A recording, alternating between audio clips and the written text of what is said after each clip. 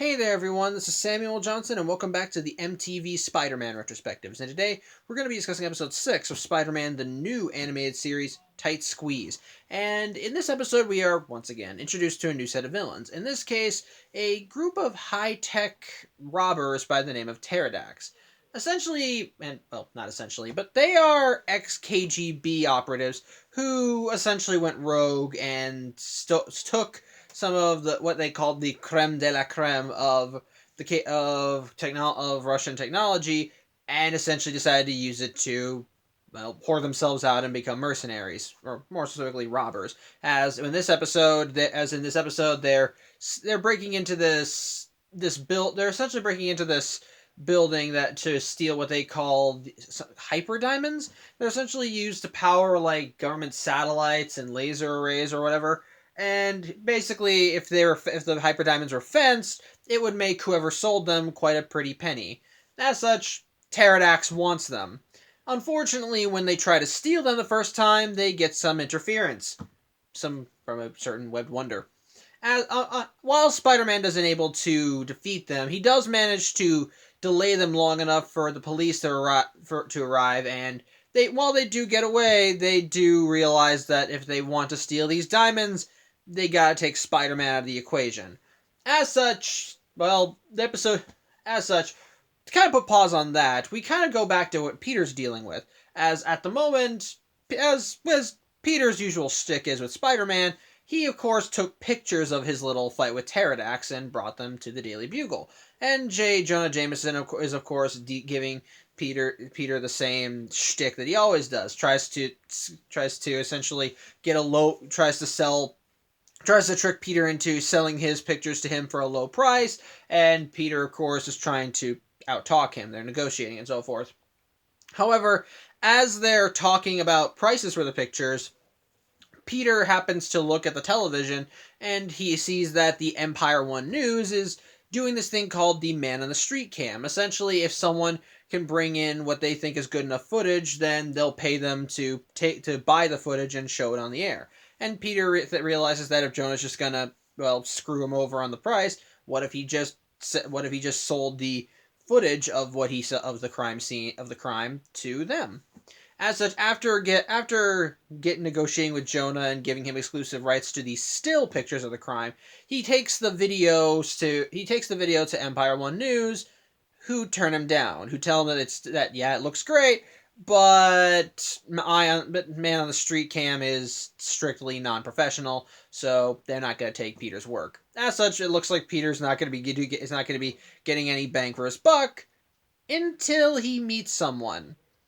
Ladies and gentlemen, it's time we met our Gwen Stacy for the evening, Indira Daimanji, aka Indy. She is a researcher that works at Empire One News who wants to make it big in the news world, but unfortunately keeps finding herself doing menial tasks for other people. And as a result, she's kind of looked over despite her natural talent. However, Peter ends up getting in good with her because when he sees her, he ends up striking up a conversation, and while they're talking, his spider sense alerts him that there's a piece of equipment that would almost drop on her, and thanks to some stealthy web shots, he's able to keep it in place long enough for her to get out of the way, so that when it does eventually drop, it doesn't crash on her. As such, Indy, thinking that Peter saved her life, decides to take his news footage and talk her boss into buying it. And as a result, Empire One News ends up airing the footage of Pterodactyls.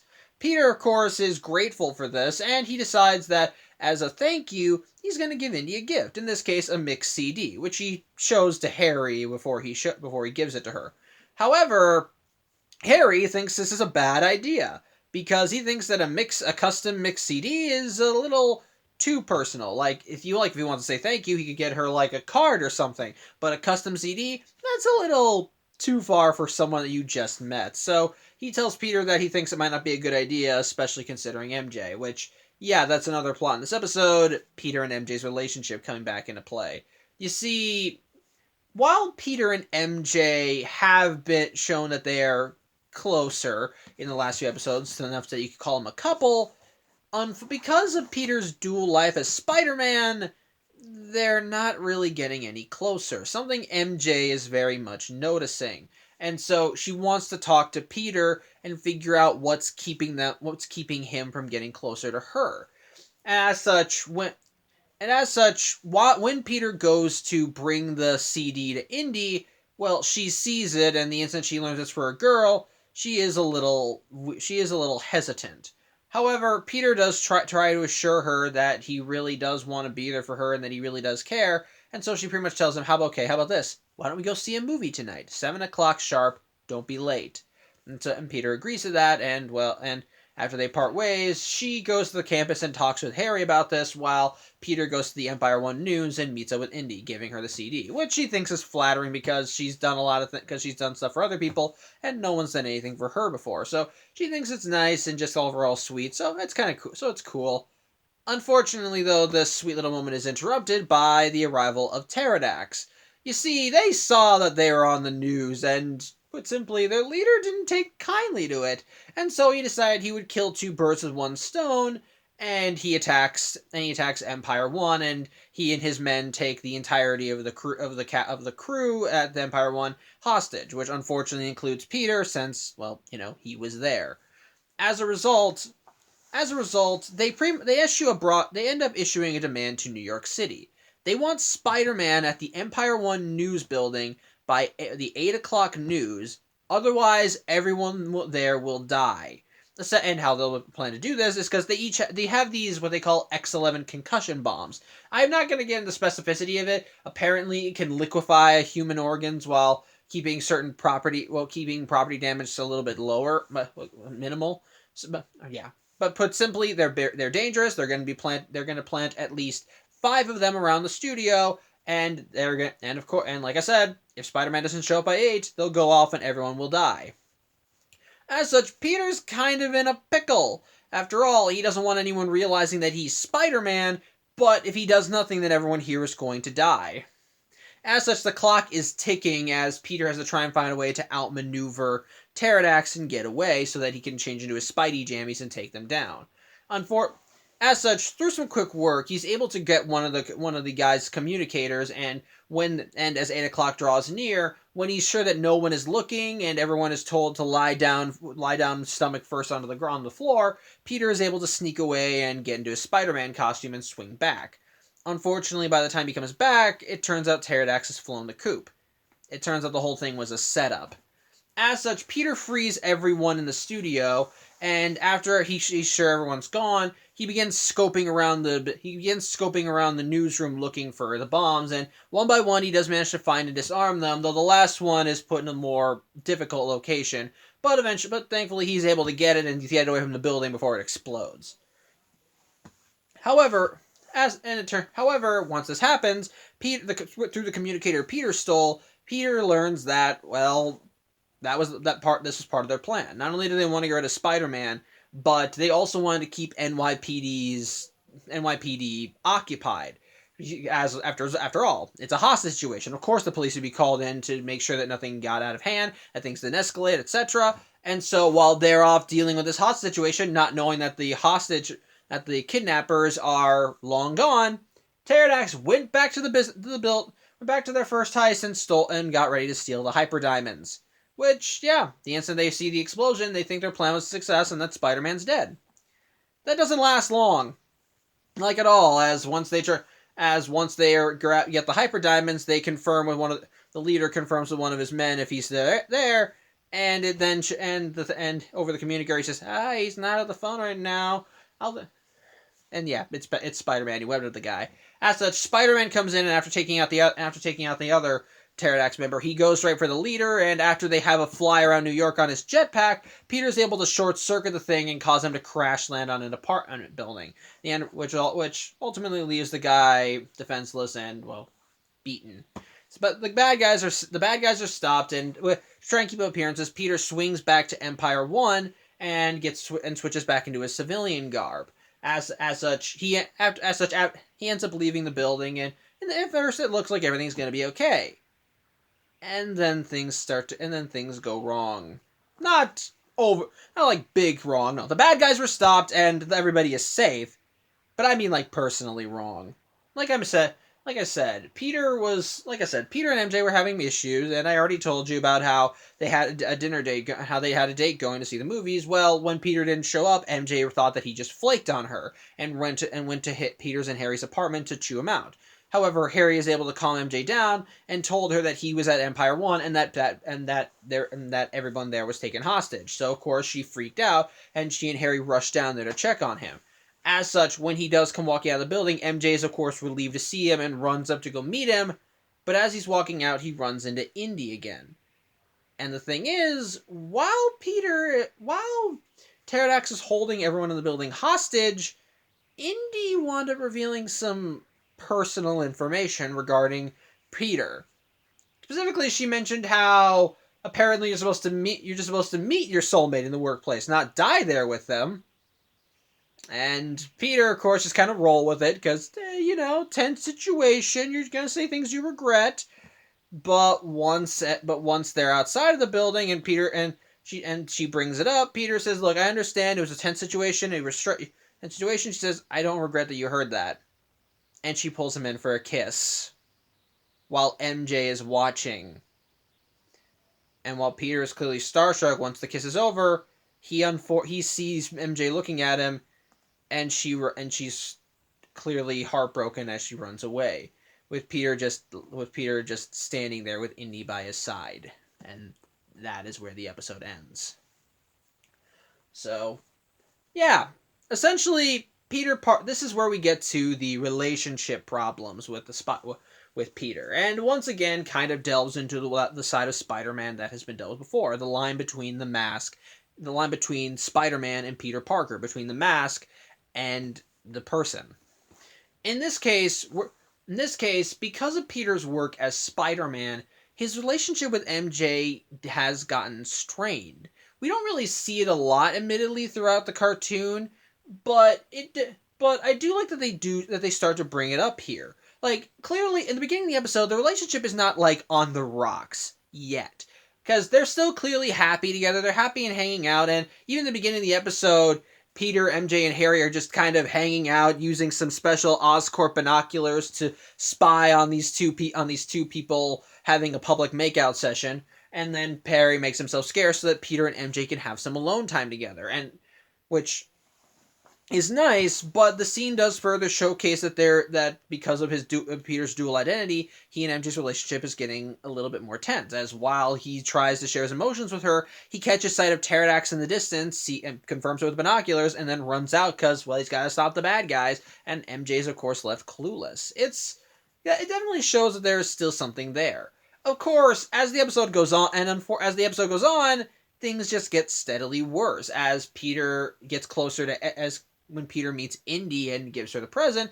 MJ's gearing up to want to talk to Peter, but then when she sees the present for Indy, she's starting to become a little afraid, a little scared, which is when I screwed up the plot summary. She's the one that proposed the movie. Yeah, she did. Yeah, never mind, forget what I said. Yeah. Well, that's when she proposes they go to the movie, because she's clearly trying to reassure herself and that Peter is dedicated to their relationship, that there isn't something else going on, that Peter really does care, and that essentially he's just a stupid kid or a stupid boy.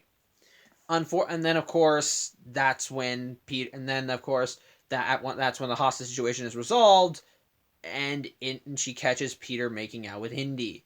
That's when things just come crashing down.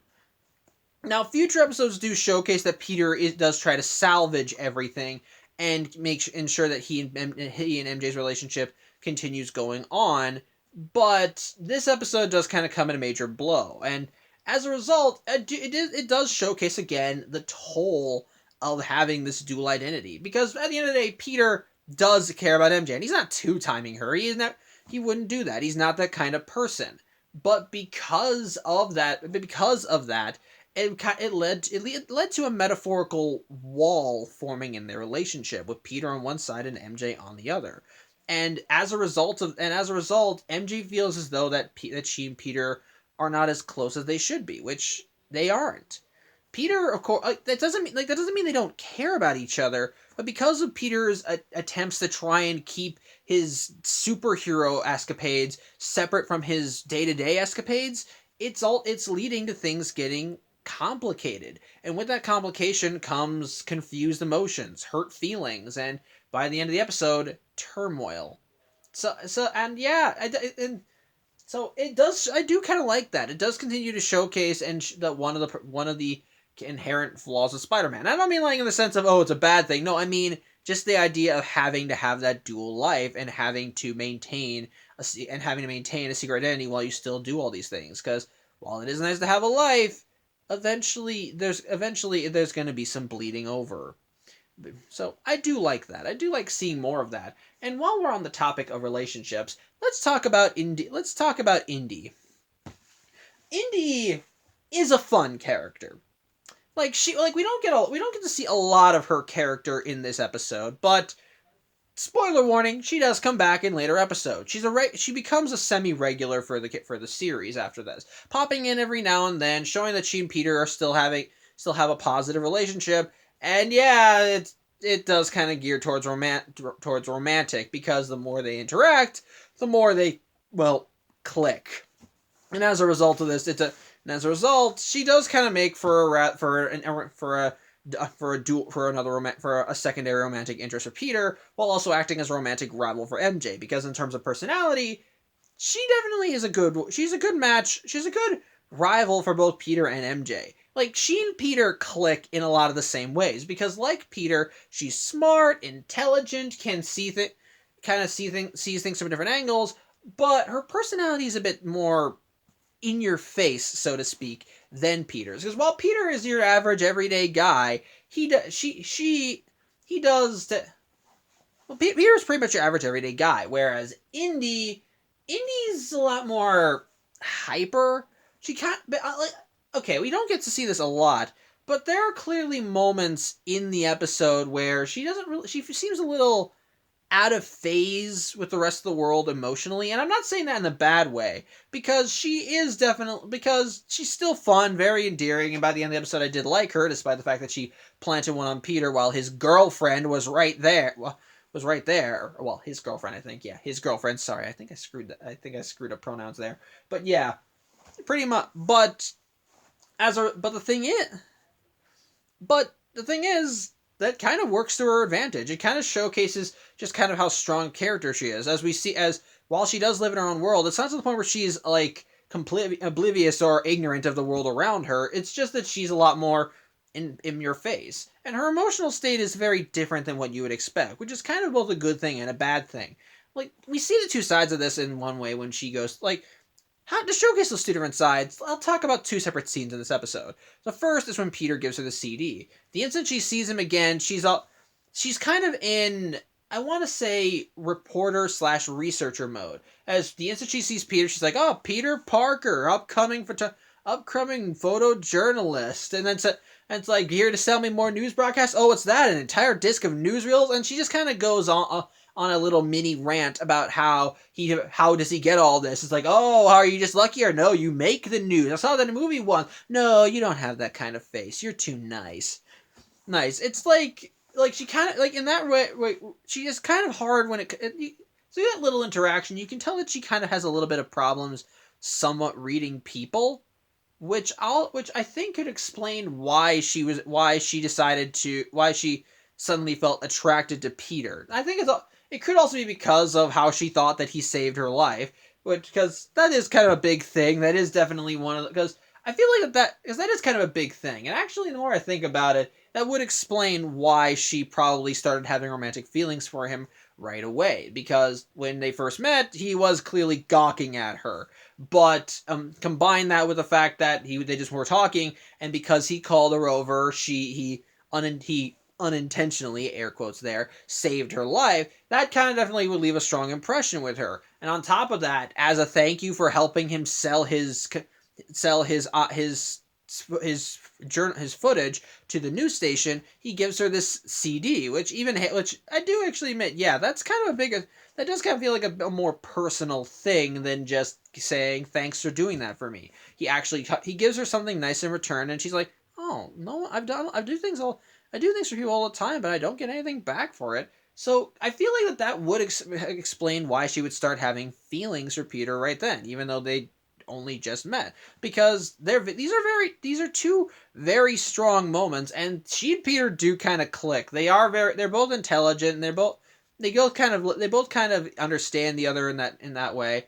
And while she and as a result of this, she definitely feels like a good match for Peter in that regard. But again, going back to the emotional, how she doesn't really have this, how her emotional wavelength is kind of different from everyone else's. I already talked about how she rambled on about seeing the mixed CD that Peter gave her and kind of going on her own little mini rant. But a second time that she shows which I think shows how endearing she can be as a person, when she's being held hostage. After Peter steals the Pterodacty goons' communicator, he just starts freaking out and threatening everyone in the studio, saying, "Who took my communicator? Who took my communicator?" And at the whole time, she's just giving him a weird look. And he says, "What are you looking at?" And she says, "Someone with no self-control," which I think is kind of ballsy.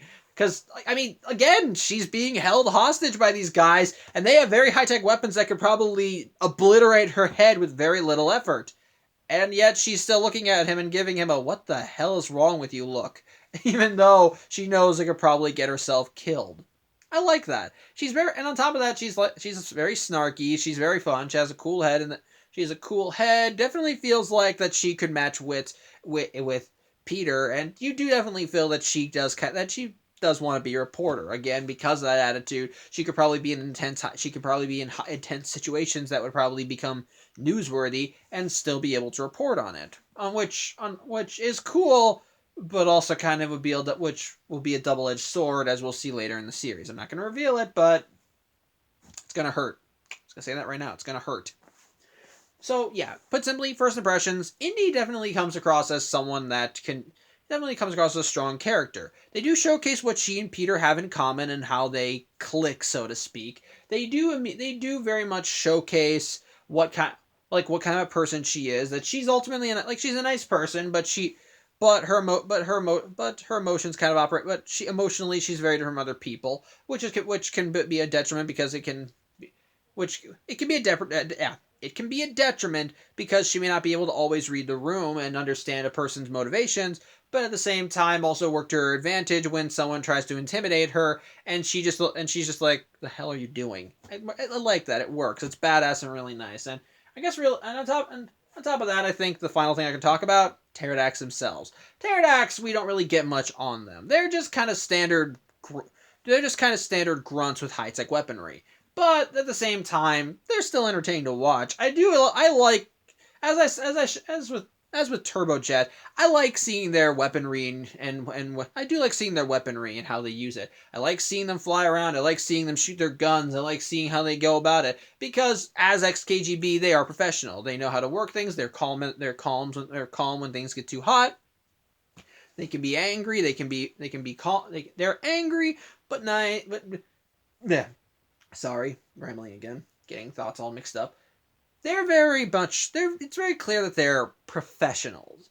They're clearly no nonsense. They mean business. When they enter the room, they demand your attention, and and if you try and stray away, they will show why that's a bad idea. But they're also clearly professionals. They definitely know how to handle everything, and they're clearly good planners, because the first time they tried stealing the Hyper Diamonds, the leader definitely was more in control, and while he did get aggravated when Spider-Man showed up, at the same time he was able to handle the situation calmly, still kind of obviously working out the angles and seeing kind of the cost and value of doing things the way they wanted to, especially when after they ditch Spider-Man, one of his goons says, "Maybe we could just still try and steal the diamonds," and he says, "No, we know it would take too long, and in that time Spider-Man and a SWAT team could come up and take us, so it's not worth it. We need to go."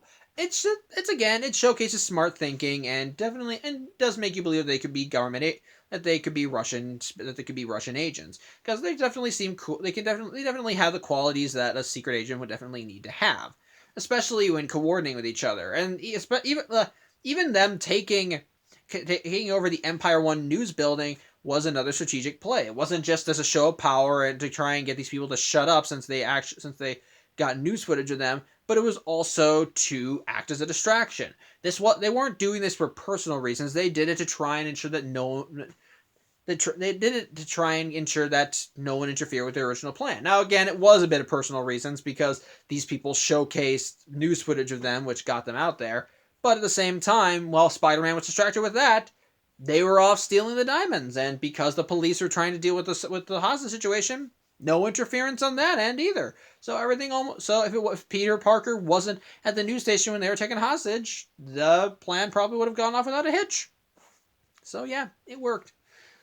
As otherwise, though, is the episode good? Yeah, I do think it's really good. Again, it introduces a new love interest slash rival. It showcases how she could be a threat to MJ while also showcasing how she and Peter could click. And almost forgot. There's one aspect about this episode that I do think I like that honestly has something to do with the last episode. It kind of ties back into what I said about the struggle between the mask and between Spider-Man and Peter Parker. Remember how in the last episode Cheyenne was keeping Cheyenne grew close to Harry but was obviously keeping him out because of her dual identity. Similar case to MJ and Peter. How despite everything they do together, they kind of put a wall up, and Cheyenne and Harry's relationship was just kind of like a mini version of that. Honestly, maybe I shouldn't have mentioned that. I'm sorry. I just wanted to mention that somewhere. Never mind. I'm sorry. I screwed this up. I screwed it up bad. Stop watching. Go home. Go home now. Never mind. It's almost over anyway. Bottom line, really good episode. Definitely enjoyed it.